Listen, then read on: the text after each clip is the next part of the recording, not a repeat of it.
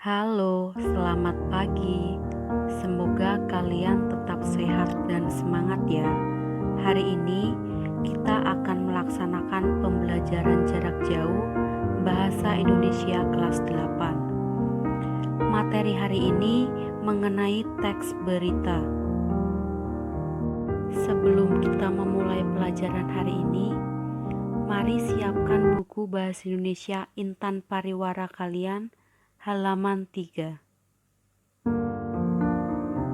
Pada materi sebelumnya, kalian sudah mempelajari mengenai pengertian berita, ciri teks berita, jenis teks berita, unsur-unsur berita atau yang biasa disebut dengan adik simba, dan langkah-langkah menyimpulkan teks berita yang dimuat pada halaman 3-6.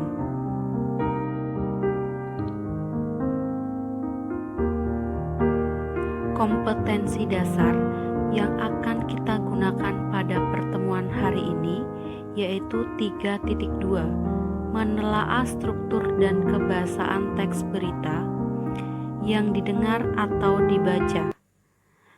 4.2, menyajikan data dan informasi dalam bentuk berita secara lisan dan tulis dengan memperhatikan struktur, kebahasaan, atau aspek lisan. Struktur teks berita. Yang pertama, judul berita, kemudian yang kedua, teras berita, yang ketiga, tubuh berita, yang keempat, ekor berita. Struktur berita dimuat di dalam LKS halaman 8. Struktur berita bisa digambarkan seperti piramida terbalik. Logikanya, dalam struktur bangunan, fondasi yang berada di bawah merupakan dasar untuk membuat bangunan. Dalam struktur tulisan piramida terbalik, fondasi berada di paling atas. Artinya, struktur ini mengisyaratkan kita untuk meletakkan isi terpenting di bagian paling awal tulisan. Judul berita. Judul berita merupakan kata kunci yang mewakili isi berita. Judul juga akan dibuat semenarik mungkin agar pembaca tertarik untuk membacanya. Contoh, risiko olahraga di masa pandemi COVID-19. Yang kedua, teras berita. Teras berita atau yang sering disebut sebagai kepala berita. Teras berita merupakan bagian penting dalam berita karena di dalam teras berita terangkum inti dari keseluruhan isi berita. Penulisan adik simba pada berita umumnya tertulis pada teras berita. Teras berita setidaknya mengandung jawaban apa, siapa, kapan, dan di mana. Teras berita terdiri dari 2 kalimat. Kalimat pertama harus berisi kunci pemikiran, dan kalimat kedua berisi faktor penting lainnya. Adapun contoh dari teras berita.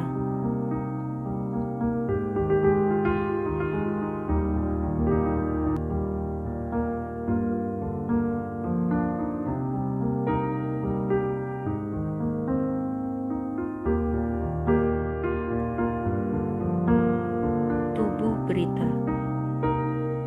Tubuh berita merupakan tempat berita berada. Dalam tubuh berita, pembaca dapat mengetahui berita yang sesungguhnya. Tubuh berita berisi peristiwa atau kejadian yang dilaporkan. Bahasa dalam berita harus singkat, padat, dan jelas. Jadi, tubuh berita merupakan penjelasan teras berita secara lengkap.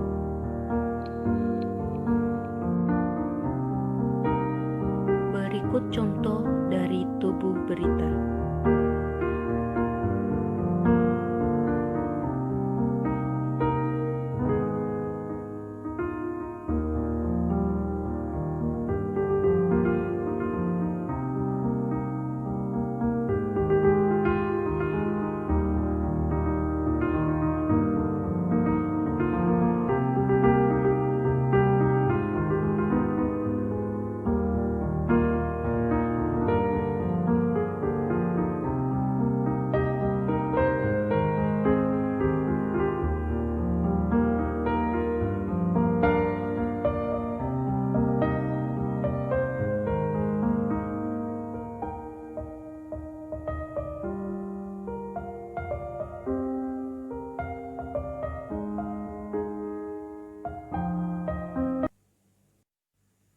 Ekor berita. Ekor berita merupakan informasi tambahan. Bagian ini bisa berupa kesimpulan suatu berita, harapan, dan tujuan penulisan teks berita. Contoh, mari perangi virus corona bersama-sama dengan tetap menjaga kesehatan, jaga jarak, dan selalu memakai masker di tempat umum.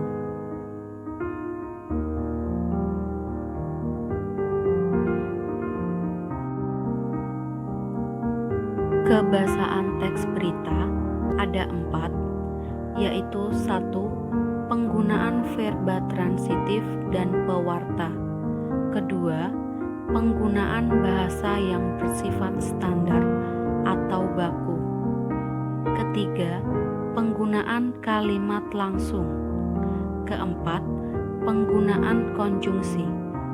Kebahasaan teks berita dimuat pada halaman 10-11. Penggunaan verba transitif dan pewarta. Verba transitif adalah verba yang memerlukan 2 nomina, 1 sebagai subjek dan 1 sebagai objek. Contoh, petugas keamanan menertibkan tempat-tempat yang sering dipakai untuk berkerumun. 2. Nicholas Saputra menemukan cara-cara untuk bertahan pada situasi pandemi. Verba transitif yaitu menertibkan dan menemukan. 2. Verba pewarta.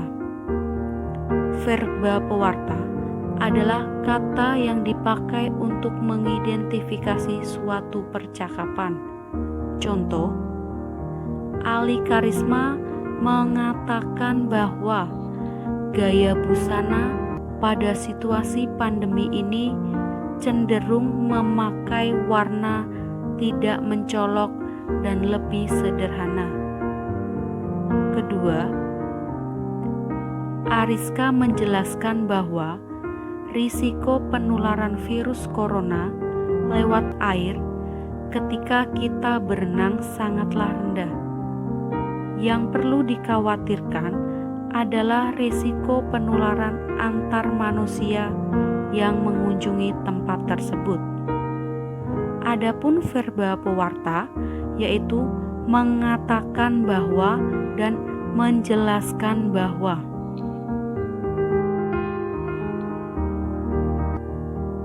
Penggunaan bahasa yang bersifat atau baku. Dalam menulis berita, kita juga harus menggunakan bahasa baku agar mudah dipahami oleh masyarakat umum. 3. Penggunaan kalimat langsung. Dalam berita, penggunaan kalimat langsung juga penting diterapkan di dalam penulisan berita. 4. Penggunaan konjungsi. Penggunaan konjungsi pada teks berita dapat memperjelas maksud berita.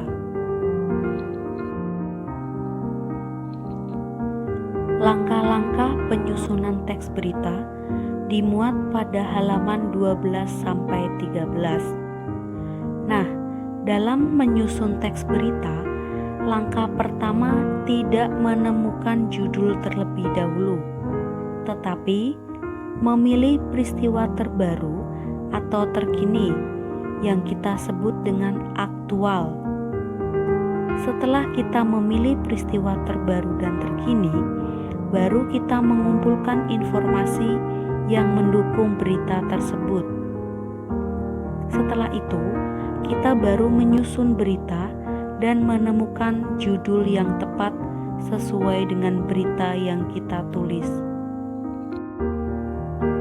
Setelah kita mampu untuk membuat teks berita, langkah selanjutnya yaitu kita mampu untuk menyunting berita.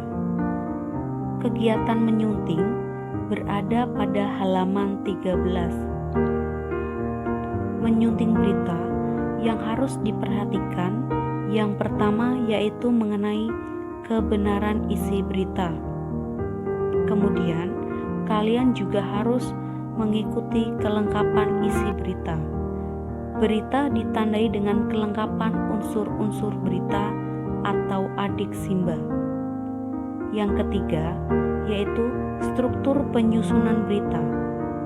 Struktur penyusunan berita dimulai dari bagian penting ke bagian yang kurang penting.